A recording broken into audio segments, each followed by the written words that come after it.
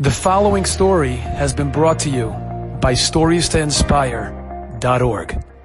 A number of years ago, there was a woman who lived in Ramat Gan, Israel. I'll call her Mrs. Lerner.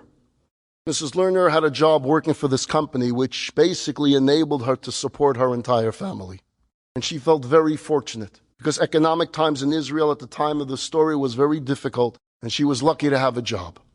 The problem that she had was that she was 3 months pregnant. And the big question was, would she still have a job waiting for her after she had her baby? At that time, maternity leave in Israel was not what it is today. And therefore, she was concerned. If she tells them, I have to take off for some time for giving birth or for caring for a child, they'll hire someone else and she wouldn't have a job. To make matters worse, her husband had been unemployed for 6 months. So she was supporting the family. This job was everything. To make matters even worse, her brother was just laid off, and she was supporting her brother as well. So she's the only breadwinner not only of her family, but she has her brother to care for. And this anxiety was really getting to her. And she decides, I know it's early in this pregnancy, but I can't go on with this fear in my mind. I'm going to have to find the time to go into the boss's office and to talk. And hopefully he'll respond positively. One afternoon, the owner of the company, we'll give him a name, Mr. Fisher, he came by the workplace and he was having lunch in the cafeteria while all the other employees were taking their lunch breaks. And he happens to sit at the table where Mrs. Lerner is sitting. And she says, this is the best opportunity I'm ever going to get. And so she finds the courage to broach the subject. She was very nervous. And after explaining the situation about her and the pregnancy and her husband and the brother, he wasn't ready to commit to anything. Yeah, I hear you. I'll think about it. And he changed the subject. Moved on. She was very disturbed by that, but what could she do? Other people joined the table, conversation switches, and they're all starting to speak about their past histories, where they were born, where they're from. When Mrs. Lerner mentioned that she was originally from the East Flatbush neighborhood in Brooklyn, Mr. Fisher suddenly pipes into the conversation. And where in East Flatbush did you live? What street did you live on? What did your father do for a living? What did your grandfather do for a living? What shul did they go to? All types of questions. After she was quizzed by Mr. Fisher about all these questions about her life in East Flatbush and her father and her grandparents, Mr. Fisher stands up and leaves the room. He comes back a few minutes later, his eyes are red, and you can see that he was crying.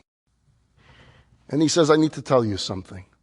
Many years ago, there were 2 electricians who lived in the same neighborhood in East Flatbush.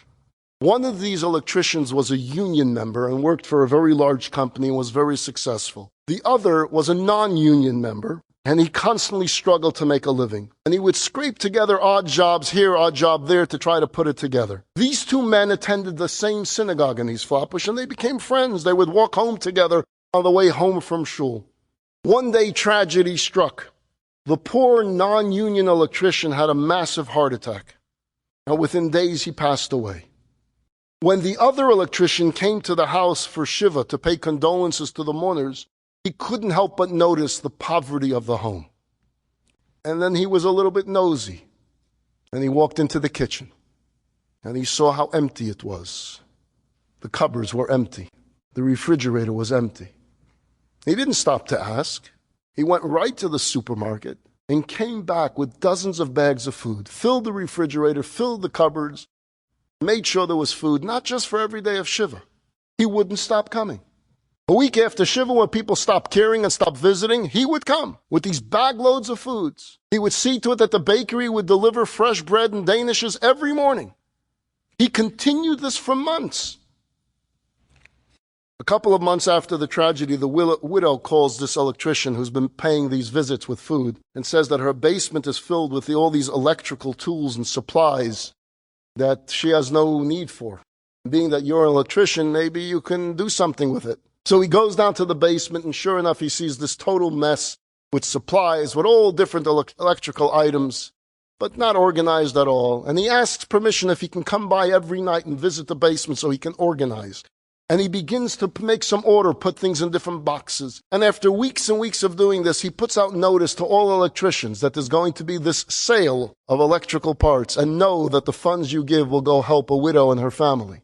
And on a given Sunday, electricians came from all over New York, and everything was purchased up. And this man raised thousands of dollars and gave that to the widow. The workers sitting in this cafeteria in Ramat Gan are listening to Mr. Fisher tell the story. He then turns to Mrs. Lerner and he says, the electrician who organized that sale, who brought food for months to that widow and her children, was your grandfather, Tzvi Ackerman. And I was one of the 6 orphans who watched him do it every single day. It was my father who died at such a young age.